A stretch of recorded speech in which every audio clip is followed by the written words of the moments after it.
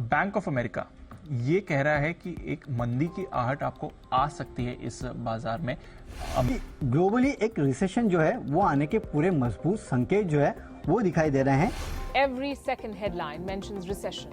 The world is staring at one. And coming to India and recession fears we're talking about, it's impacting industries and countries across the globe. Recession, आखिर कब आएगा recession and क्यों पूरी की पूरी world economy and world के top economist इस recession से डरे हुए हैं?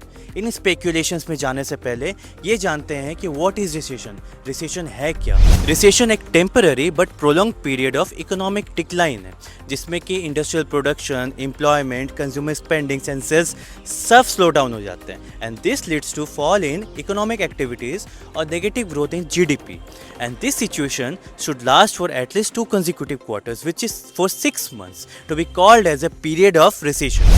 And जब recession कुछ सालों तक लास्ट कर जाता है ना, when it stays for several years, then that period is called as economic depression. Okay, और इस सिचुएशन, इस पीरियड में most macro economic factors like international trade, stock market, currency value सब के सब नेगेटिव टेरिटरी में मूव कर जाते हैं।